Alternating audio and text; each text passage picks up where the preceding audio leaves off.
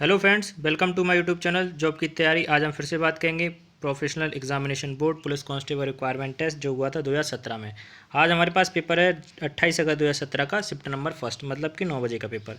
इसमें हम देखेंगे जीएस से रिलेटेड कुछ क्वेश्चन जो इसमें पूछे गए हैं और हम उससे जानेंगे कुछ रिलेटेड फैक्ट्स भी, और देखिए एनालिसिस करेंगे कि कैसे क्वेश्चन हमसे आगे पूछे जा सकता है जो एग्जाम अभी अक्टूबर नवंबर में हमारे कांस्टेबल का होने वाला। आई होप आपको मेरा वीडियो अच्छा लगेगा। चलिए स्टार्ट करते। देखिए जीएस का पहला क्वेश्चन हमसे क्या पूछा गया है। जो हमसे क्वेश्चन पूछा गया है वो हमारा क्वेश्चन है, विच of the following is not a capital of any state India, मतलब कि निम्न में से कौन सा शहर भारत के किसी प्रदेश की राजधानी नहीं है। हमारे ऑप्शन है इलाहाबाद, रांची, रायपुर, देहरादून। तो जो हमारे जो ऑप्शन आप देख लीजिएगा, हमारा ऑप्शन है रांची। रांची कहाँ की राजधानी है? आप सभी को पता होगा कि रांची रांची जो है झारखंड की राजधानी है, रायपुर हमारे छत्तीसगढ़ की राजधानी है, और देहरादून जो है वो किस राज्य की राजधानी है? देहरादून उत्तराखंड की राजधानी है। जो इलाहाबाद है, इलाहाबाद कहाँ की राजधानी? ये तो पाकिस्तान की राजधानी, तो ये तो भारत में कहीं है ही नहीं है। तो इसका जो राइट आंसर कहाँ हो जाएगा? वो हो जाएगा इलाहाबाद। इलाहाबाद भारत के किसी भी शहर की राजधानी नहीं है। चलिए नेक्स्ट क्वेश्चन देखते हैं। नेक्स्ट क्वेश्चन क्या है हमारे पास जो नेक्स्ट क्वेश्चन वो पूछा गया, which country won the women's Asian trophy tournament in 2016। 2016 में महिला Asia champion trophy hockey tournament किस देश ने जीता था? हमारे ऑप्शन है चीन, भारत, जापान, कोरिया। तो इसका जो राइट आंसर हो जाएगा वो कौन सा हो जाएगा? जो 2016 में जीतने वाली टीम है वो कौन सी? भारत। भारत ने इसको पहली बार जीता था। अगर हम बात करेंगे एशियन चैंपियन ट्रॉफी, ये स्टार्ट कब हुई थी? तो ये स्टार्ट कब हुई थी? 2017 में इसका पहला संस्करण आया था। ये 2010 में चालू हुई थी। अगर हम बात करें सबसे ज़्यादा इसको किसने जीता, तो सबसे ज़्यादा 3 बार इसको किसने जीता? साउथ कोरिया ने। साउथ कोरिया ने रिसेंटली अभी हुए 2018 में इसको जीता था। ये कहाँ हुआ था? उन्हीं के देश साउथ कोरिया में ये इसको होस्ट किया गया था और 2018 में वो चैंपियन बनी थी। ठीक है फ्रेंड्स, अगर बात करेंगे इसको कब कब होता है, तो हर 2 साल के अंतराल में इसको आयोजित किया जाता है। और इसमें साउथ जो एशियन कंट्रीज़ हैं वो कौन कौन 6 टीम्स हैं जो इसमें पार्टिसिपेट करती हैं। हमारे जो 6 कंट्रीज़ हैं वो कौन सी हैं? चाइना है, इंडिया है, जापान है, मलेशिया है, साउथ कोरिया है और थाईलैंड है। ठीक है फ्रेंड, चलिए नेक्स्ट क्वेश्चन देखते हैं। नेक्स्ट क्वेश्चन क्या है हमारे पास? हमारा जो नेक्स्ट क्वेश्चन है पूछा गया, which medal did Ajay Singh win in the Asian youth and junior weight lifting championships held in July 2017। जुलाई 2017 में आयोजित एशियाई युवा एवं जूनियर भारोत्तोलन प्रतियोगिता में अजय सिंह ने कौन सा पदक जीता था? हमारे ऑप्शन है रजत, स्वर्ण, कोई पदक नहीं, कांस्य। तो ये अजय सिंह ने जो हमारे भारोत्तोलन प्रतियोगिता हुई थी एक जुलाई 2017 में, ये उन्होंने कौन सा पदक जीता था? वहाँ पर उन्होंने ये कांस्य पदक मतलब ब्रॉन्ज मेडल वहाँ पर जीता था। ठीक है फ्रेंड, चलिए नेक्स्ट क्वेश्चन देखते हैं क्या हमारे पास जो नेक्स्ट क्वेश्चन पूछा गया था, Kundai, Gombeyatta and Bommalattam are forms of which of the following arts. Kundai, Gombeyatta एवं बोमालट्टम निम्नलिखित में से किस कला के प्रकार है? हमारा ऑप्शन लोक नृत्य, लोक रंगशाला, लोक कथाएं, कठपुतली। जो हमारा राइट आंसर हो जाएगा वो कौन सा हो जाएगा? कठपुतली। कठपुतली का मतलब क्या होता है? काठ की पुतलियों का तमाशा करते हैं उसको हम कठपुतली तमाशा बोला जाता है। इसमें कुछ लोक कथाएं या प्रचलित कथाएं हैं, उनका जो कलाकार हैं उनको कठपुतली के द्वारा प्रदर्शित करते हैं। ये सारी जो हमें से पूछी गई हैं, कुंदई, गोम्बेट्टा वगैरह, ये सारी वही कलाएं हैं। अगर हम बात करें कुंदई की, कुंदई कहाँ की अगर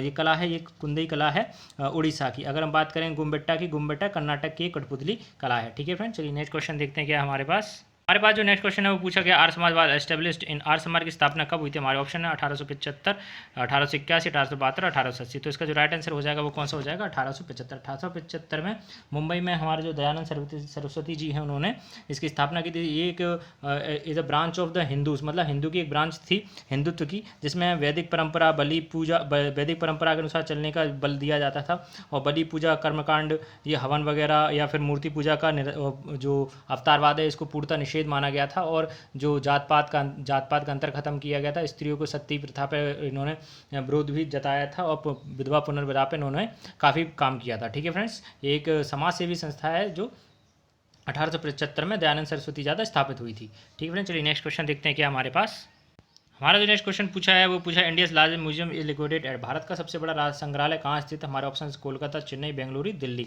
तो हमारा जो राइट आंसर हो जाएगा वो कौन सा हो जाएगा? वो हमारा राइट आंसर हो जाएगा कोलकाता। कोलकाता में भारत का सबसे बड़ा म्यूजियम स्थापित है। और ये अगर बात करेंगे इसका नाम, तो इसका नाम है इंडियन म्यूजियम के नाम से इसको स्थापित किया गया था। हम बात करेंगे दूसरा सबसे बड़ा या सबसे पुराना जो भारत का म्यूजियम है वो कहाँ है? दिल्ली में। दिल्ली के लाल किला के बगल से इंडियन म्यूजियम के नाम से एक और म्यूजियम है जो दिल्ली में स्थापित है। ठीक है फ्रेंड, चलिए नेक्स्ट क्वेश्चन देखते हैं। नेक्स्ट क्वेश्चन क्या है हमारा जो नेक्स्ट क्वेश्चन है वो हमसे पूछा गया, chief minister of Madhya Pradesh during 1977-78 and member of the BJP बाज।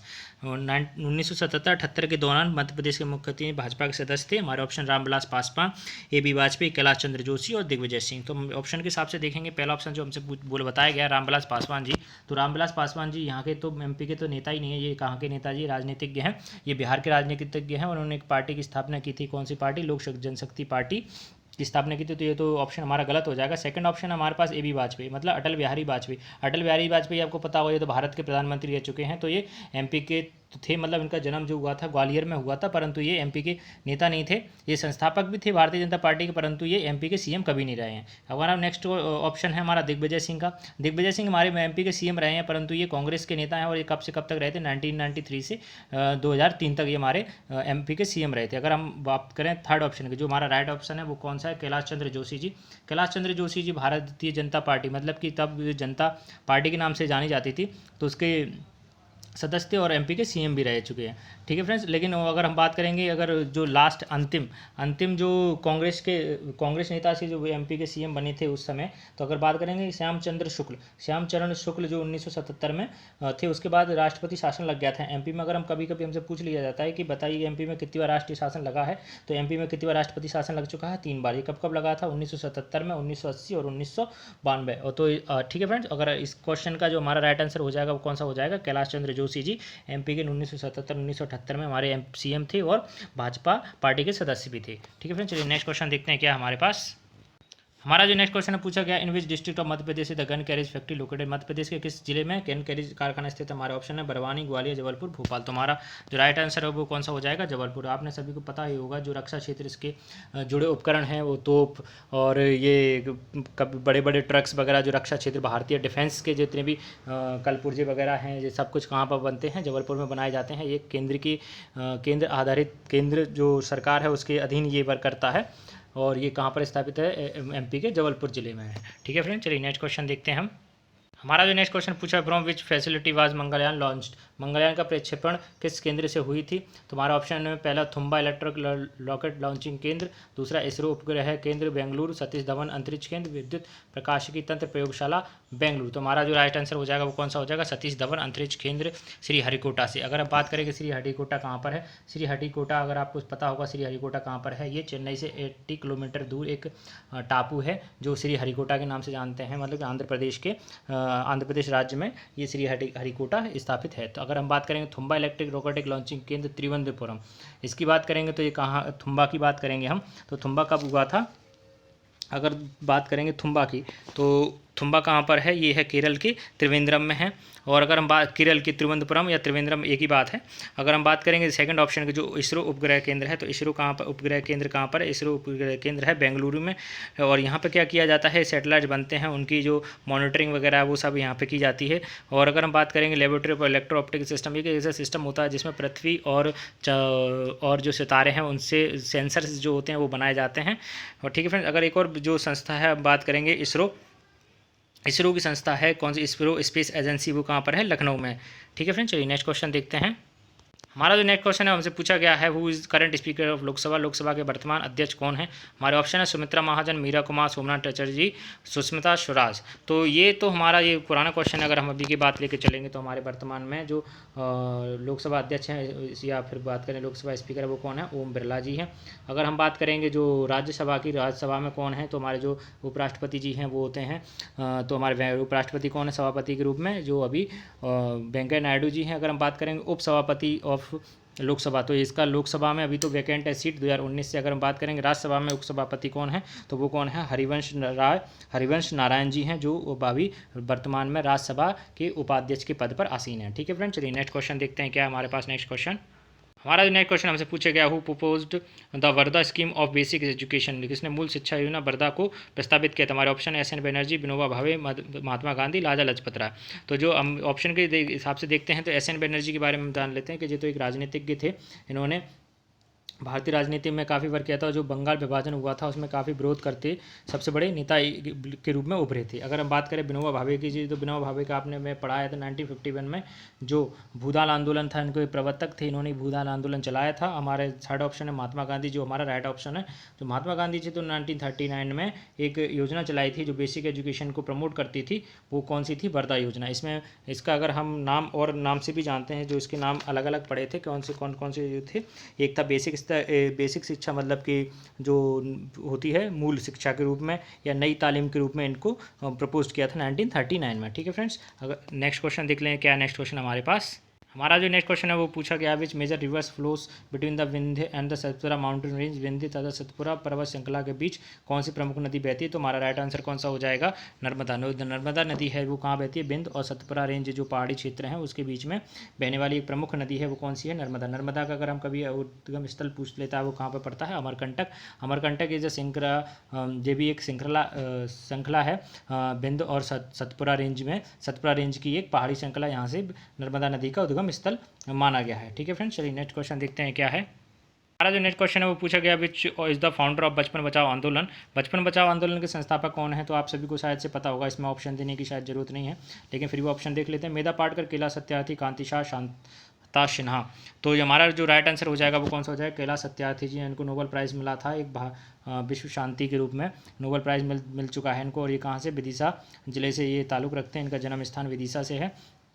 और उन्होंने बचपन बचाओ आंदोलन को चलाया था। इसमें जो बच्चे हैं उनको जो फैक्ट्रीज वर्क में जो काम करते हैं उनके बचपन बचाओ आंदोलन के रूप में उनको निकाला गया वहाँ से, और उनको मूल जो शिक्षा वृत्ति है उसमें लेके आए थे, और इनका सराहनीय कार्य के लिए इन्होंने नोबेल पुरस्कार भी दिया जा चुका है। ठीक है फ्रेंड्स, अगर और ऑप्शन देखते हैं, मेधा पाटकर जी आप सभी को पता होगा कि समाज सेवी के काफ़ी बड़ी समाज सेविका हैं, और इन्होंने जो नर्मदा पे बनने वाला सरदार सरोवर पुल है, बांध है, उसके विरोध में इन्होंने काफ़ी समय तक अनशन किया था।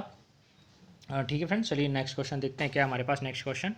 हमारे पास जो नेक्स्ट क्वेश्चन है पूछा गया विच इसके town is national in northern Vindhyas. उत्तर विंध्य में बसा पवित्र शहर कौन सा है? हमारे ऑप्शन है उज्जैन, चित्रकूट, सांची और शिवपुरी। जो हमारा राइट आंसर हो जाएगा कौन सा हो जाएगा? वो हमारा राइट आंसर कौन सा हो जाएगा? वो हो जाएगा चित्रकूट। जो उत्तरी विंध्य प्रदेश अगर हम देखते हैं, विंध्य प्रदेश में कौन कौन से आते हैं? विंध्य प्रदेश में आते हैं सतना, रीवा, पन्ना साइड जो क्षेत्र है वो हमारा विंध्य प्रदेश कहलाता है। और अगर वहाँ पे बात करें पवित्र शहरों में तो चित्रकूट है। चित्रकूट किस लिए प्रसिद्ध है? आप सभी को पता होगा, चित्रकूट में राम जी और लक्ष्मण और सीता जी की जो काफ़ी बन का जो उन्होंने वनवास वहाँ पर काटा था, वहाँ पर पवित्र मंदिर है, सती अनुसुईया जी का मंदिर है, वहाँ पर ये स्थापित है। ठीक है फ्रेंड्स, चलिए नेक्स्ट क्वेश्चन देख लेते हैं। नेक्स्ट क्वेश्चन क्या है हमारे पास? हमारे पास जो नेक्स्ट क्वेश्चन है वो Omkareshwar temple is located on the banks on river. Omkareshwar मंदिर नदी के तट पर स्थित है। हमारा ऑप्शन नर्मदा, ताप्ती, गोमती, त्रिवेणी। तो जो हमारा जो राइट आंसर हो जाएगा वो कौन सा हो जाएगा? नर्मदा। जो नर्मदा नदी के तट पर ही ओमकारेश्वर महेश्वर, आपने काफ़ी नाम सुना होगा, तो ओमकारेश्वर जो जगह है, तट है, वो काफ़ी पवित्र स्थान है। कहा जाता है कि मध्य प्रदेश में जो तीर्थ यात्रा है वो कहाँ से स्टार्ट होती है? ओमकारेश्वर से ही स्टार्ट होती है। और सबसे पवित्र जो जगह है ओमकारेश्वर वो खंडवा जिले में है। अगर हम बात करें कभी कोई पूछ लेता है कहाँ पर है, तो ये कहाँ पर है? खंडवा जिले में। खंडवा जिले में ओमकारेश्वर स्थित है, और ये एक तट मंदिर श्रृंखला है जो नर्मदा तट पर ही स्थित है। ठीक है फ्रेंड्स, अगर हम और ऑप्शन देखते हैं, ताप्ती, गोमती और त्रिवेणी। ताप्ती तो एमपी की नदी है, और गोमती की बात करेंगे तो गोमती जो नदी है वो यूपी में बहती है, और त्रिवेणी है। त्रिवेणी का मतलब होता है तीन नदियों को संगम। ये तीन नदियाँ कोई से भी हो सकती हैं, जैसे अपने किसी भी जिले में, किसी राज्य में, या अपने पूरे भारत में बात करें, गंगा यमुना सरस्वती के संगम को भी हम त्रिवेणी के रूप में जानते हैं। ठीक है फ्रेंड्स, चलिए नेक्स्ट क्वेश्चन देखते हैं। हमारा जो नेक्स्ट क्वेश्चन है वो हमसे पूछा गया विच of the following is not a world heritage site. इनमें से कौन सा विश्व विरासत स्थल नहीं है? हमारे ऑप्शन है पेंच राष्ट्रीय उद्यान, केवलादेव राष्ट्रीय उद्यान, काजीरंगा राष्ट्रीय उद्यान, कंचनजंगा राष्ट्रीय उद्यान। तो हमारे जो ऑप्शन के हिसाब से हम देखते हैं, केवलादेव जो राष्ट्रीय उद्यान है वो कब वर्ल्ड हेरिटेज साइट में लिया गया था? तो ये 1985 में इसको वर्ल्ड हेरिटेज साइट में काउंट किया गया था। ये कहाँ पर है? राजस्थान में। अगर हम बात करेंगे काजीरंगा राष्ट्रीय उद्यान की, काजीरंगा राष्ट्रीय उद्यान कहाँ पर है? काजीरंगा राष्ट्रीय उद्यान आपने सभी को ने सुना होगा कि ये कहाँ पर है? असम में है। और इसको भी कब लिया था? अगर ये कहाँ पर है? असम में। इसको भी कब लिया था? 1985 में ही लिया था। और हम बात करेंगे फोर्थ ऑप्शन कंचनजंगा। कंचनजंगा जो राष्ट्रीय उद्यान है वो उसको कब लिया गया था? ये लिया गया था 2016 में। इसको 2016 वर्ल्ड हेरिटेज साइट घोषित किया गया था। और ये कहाँ पर है? कंचनजंगा राष्ट्रीय उद्यान ये है सिक्किम में। ठीक है फ्रेंड्स, जो बचता है लास्ट जो हमारा लास्ट ऑप्शन है पेंच राष्ट्रीय उद्यान। पेंच राष्ट्रीय उद्यान कहाँ पर है? भारत के पन्ना जिले में है, एमपी के पन्ना जिले में है। तो और ये वर्ल्ड हेरिटेज साइट में काउंट नहीं किया गया। अगर हम बात करते हैं एमपी में वर्ल्ड हेरिटेज साइट्स की, तो एमपी में टोटल कितने वर्ल्ड हेरिटेज साइट्स हैं? तीन वर्ल्ड हेरिटेज साइट्स हैं। कौन कौन से? एक खजुराहो का मंदिर है जो 1986 में इसको वर्ल्ड हेरिटेज साइट्स घोषित किया गया था। सेकंड है सांची का स्तूप, इसको 1989 में वर्ल्ड हेरिटेज साइट घोषित किया था। और थर्ड है भीमबेटका गुफा, जिसको 2003 में वर्ल्ड हेरिटेज साइट में काउंट किया गया था। ठीक है फ्रेंड्स, अगर हमसे कभी कोई पूछ लेता है कि एमपी के कितने क्षेत्र हैं या जगह हैं जो वर्ल्ड हेरिटेज साइट्स यानी विश्व विरासत सूची में सम्मिलित हैं, तो आप बता देंगे इसमें 3 है। कौन कौन सी हैं? खजुराहो, सांची का स्तूप और भीमबेटका गुफाएं। ठीक है फ्रेंड्स, चलिए नेक्स्ट क्वेश्चन देखते हैं क्या हमारे पास। हमारा जो नेक्स्ट क्वेश्चन है वो पूछा गया है, Kakrapar atomic power station is located in, Kakrapar परमाणु शक्ति केंद्र में स्थित है। हमारे ऑप्शन है तमिलनाडु, गुजरात, मध्य प्रदेश, उत्तराखंड और उत्तराखंड। ठीक है फ्रेंड्स, चलिए हमारा जो राइट आंसर हो जाएगा, आप सभी को पता होगा कि काकरापारा जो परमाणु स्टेशन है वो कहाँ पर है, ये गुजरात में है। अगर हम और की बात करते हैं कि जैसे कि और बहुत सारे जो परमाणु स्टेशन हैं वो कहाँ कहाँ कर हैं, तो अगर हम बात करें केगा कहाँ पर है, कर्नाटक में है। अगर हम बात करेंगे तमिलनाडु की, तमिलनाडु में कौन कौन से हैं, एक तो है कलपक्कम और कौन सा है कुडनकुलम। कलपक्कम और कुडनकुमल परमाणु स्टेशन कहाँ हैं, तमिलनाडु में। अगर हम बात करेंगे एमपी में, तो एमपी में जो प्रस्तावित 2 परमाणु स्टेशन हैं वो कौन कौन से हैं, एक चुटका है, एक भीमपुर। ये दोनों कहाँ पर, मंडला में है, मंडला जिले में है एमपी के। ये दोनों कहाँ पर है, एमपी में। अगर हम बात करेंगे यूपी की, यूपी में कौन सा है, एक नरोरा एटॉमिक पावर स्टेशन है, जो कहाँ पर है, नरोरा नाम से है, कहाँ पर है, यूपी में है। ठीक है फ्रेंड, चलिए नेक्स्ट क्वेश्चन देखते हैं क्या हमारे पास। हमारा जो नेक्स्ट क्वेश्चन है वो पूछा गया, which state create history by winning the Ranji trophy for the first time in 2017। 2017 में किस राज्य ने रणजी ट्रॉफी जीत कर इतिहास रचा था। हमारा ऑप्शन है झारखंड, गुजरात, केरल, असम। तो हमारा जो राइट आंसर हो जाएगा वो कौन सा हो जाएगा, गुजरात। गुजरात ने 2016-2017 में जो रणजी ट्रॉफी का सीजन था उसको जीता था। अगर हम बात करेंगे 2018 या 2019 की, तो उसको किसने जीता था, विदर्भ। जो विदर्भ क्षेत्र है उसने रणजी ट्रॉफी का जीता था, लेकिन कोरोना के कारण 2019 या 2020 में जो रणजी ट्रॉफी को वाली थी उसको स्थगित कर दिया गया था, इसलिए उसके और आगे की सीज़न नहीं होता। लास्ट रिसेंटली अगर बात करेंगे तो विदर्भ ही हमारा चैंपियन है। ठीक है फ्रेंड्स, चलिए नेक्स्ट क्वेश्चन देखते हैं। हमारा जो नेक्स्ट क्वेश्चन है वो पूछा गया है, which Indian badminton player has been name the member of the IOC athletes commission. किस भारतीय बैडमिंटन खिलाड़ी को आईओसी एथलीट का सदस्य नामित किया गया। हमारे ऑप्शन है कादम्बी श्रीकांत कादम्बी, प्रकाश पादुकोण, पीवी सिंधु और साइना नेहवाल। तो इसका जो राइट आंसर हो जाएगा कौन सा हो जाएगा, साइना नेहवाल जी हैं। साइना नेहवाल जी को 2016 में member of IOC athlete commission को मेंबर के रूप में इनको काउंट किया गया था। ठीक है फ्रेंड्स, चलिए नेक्स्ट क्वेश्चन हम देख लेते हैं क्या हमारे पास। ओके फ्रेंड्स, ये हमारे सारे क्वेश्चन जो जीएस के क्वेश्चन थे यहाँ पे खत्म हो चुके हैं। टोटल हमारे 20 क्वेश्चन थे इसमें। आई होप आपको मेरा वीडियो अच्छा लगा होगा। अगर मेरा वीडियो आपको अच्छा लगता है तो प्लीज़ लाइक सब्सक्राइब जरूर करें। जब तक के लिए जय हिंद, जय भारत।